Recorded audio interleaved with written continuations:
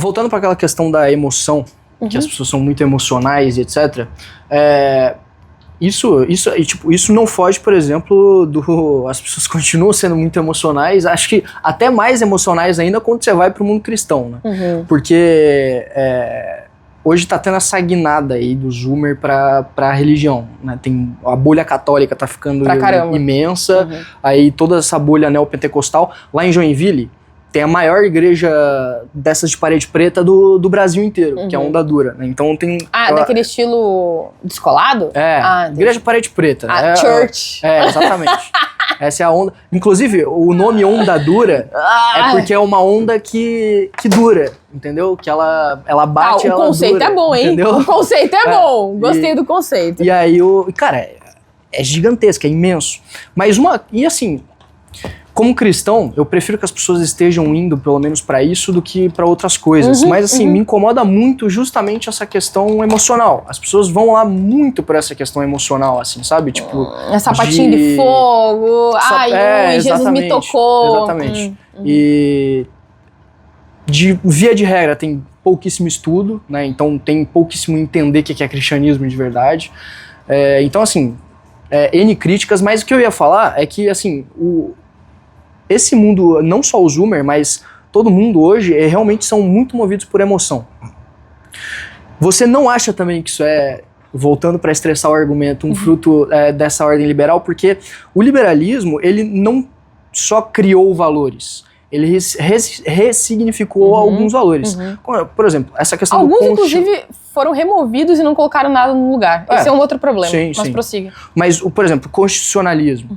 Cara, isso é algo que vem do direito romano já. E aí a gente estruturou de uma maneira diferente. Mas a própria liberdade. A liberdade, ela foi ressignificada no liberalismo, tanto que dá nome ao próprio termo, né? Mas a liberdade, principalmente dos clássicos, mas no mundo cristão também, obviamente a gente está falando do mundo cristão católico, que levava em consideração Aristóteles, né, e etc. Então é por isso que tem uma certa similaridade, mas ele levava a liberdade como algo completamente diferente do que a gente vê hoje, porque você só tinha liberdade com a capacidade de se autogovernar, ou seja, de você se controlar suas paixões, controlar suas emoções. E aí o liberalismo ressignificou isso. Isso não é um problema também? A forma como a gente enxerga a liberdade hoje, de maneira geral, não é um problema isso? Eu penso que sim. Eu penso que existem vários problemas originados do liberalismo. Eu não sou como eu poderia dizer, uma compradora ideológica de uma caixa. Você é pragmática, sabe? Né? Eu sou muito mais pragmática, perfeitamente, entendeu? Eu penso que existem algumas ferramentas e inúmeras conquistas através do liberalismo que nós devemos manter, mas isso não significa que ele não deva ser modificado, que a gente não possa lixar algumas arestas, sabe? Tentar conter, estancar alguns problemas. Muito pelo contrário, eu penso que é de extrema importância que a gente consiga resolver certas questões. Agora, era uma outra coisa específica sobre senso de propósito, liberdade e emoção. Ok.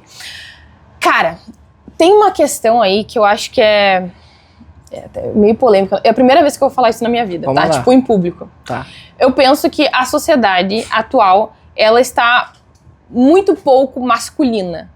E eu digo que isso é o problema, mesmo eu sendo feminista, porque o ideal que eu entendo de uma sociedade é que ela seja... Mano, eu não consigo enxergar como que você é feminista, razoavelmente equilibrada. Tá. Porque assim, eu penso que o que se entende como masculinidade e feminilidade é um composto de traços e características comportamentais e eventualmente vão se manifestar em alguns símbolos que representam o que é o ideal da masculinidade e feminilidade. Mas ambos possuem certos vícios, certo? Então, a masculinidade, ela tem inúmeras virtudes, mas também tem muitos vícios. A feminilidade tem muitas virtudes, mas também tem muitos vícios. E especificamente em relação a essa sociedade que está demasiadamente emocional, é porque eu penso que é uma característica muito típica de uma feminilidade disfuncional e exacerbada. Então, toda a minha vida, ela tem que ser construída e fundada sobre o quão satisfeita e feliz eu estou. Não tem. Existem deveres essenciais, existe senso de propósito, existem certas atitudes que você deve tomar porque elas são certas, mesmo que você esteja triste, mesmo que você esteja insatisfeito. Porque Em parte, é isso que mantém uma sociedade funcionando. Sim. Que ela faça sentido prático na sua vida. Porque, embora aquilo seja desagradável, deve ser feito. Porque tem uma funcionalidade, porque aquilo promove bons frutos lá na frente. Tipo, o remédio é amargo, mas os frutos lá na frente são bons, entende? Sim. Então, uma característica que é muito típica da masculinidade é esse senso de dever. Eu vou fazer alguma coisa porque deve ser feito. Tipo, eu na política, tipo assim, Foda-se. eu tenho que fazer porque alguém tem que fazer, tá ligado? Mas eu não gosto de fazer. Então, inclusive, isso também foi um dos motivos que me trouxeram pro MBL, sabia? Porque eu queria romper com essa polarização. Quem é que ia fazer? Ninguém tava fazendo. Tá, então eu faço. Boa. Sabe? Porque, assim, eu sabia que as pessoas me veriam como fascista, como moralmente abjeta, nojenta, traidora da causa, uma falsa feminista, dentro do movimento uma infiltrada, vagabunda, mentirosa, potencialmente traidora. São todas as coisas que eu tô lidando de dentro e de fora. Mas alguém tem que fazer. Alguém precisa apresentar alternativas, sabe? Alguém que não tem determinadas ferramentas precisa usá-las nesse ambiente, sabe? E eu percebi que tava faltando. Entendeu? Então eu resolvi, como eu poderia dizer, sujar as minhas mãos fazendo aquilo que ninguém queria fazer. Isso começou quando eu comecei a gostar de feminismo, depois a criticar o feminismo e os movimentos identitários de esquerda, e depois a defender os incels, e depois entrar no MBL. Parece que a minha vida é sempre voltada pra isso, sabe? Fazer um trabalho sujo que ninguém quer fazer e que pega muito mal, sabe? Tem fetiche em se meter nessas coisas. E se meter em coisas que vão pegar muito mal pra minha reputação, sabe? Sim. E eu acho que, em parte, isso acontece também porque eu sou uma pessoa naturalmente um pouco mais masculina do que a média feminina. Entende? Então, embora eu seja muito feminina em algumas coisas, eu sou muito masculina em outras. E aí isso me mantém naquela zona limítrofe, assim, sabe? E eu acho que é importante, tanto para homens quanto para mulheres, buscar isso.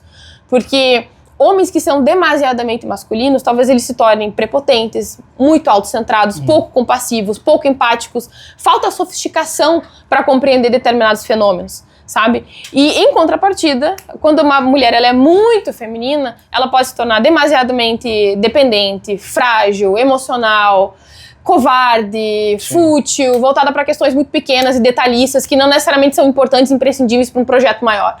Sabe? Então eu penso que, sim, eles se complementam. E eles são importantes para a manutenção, a construção de uma sociedade melhor.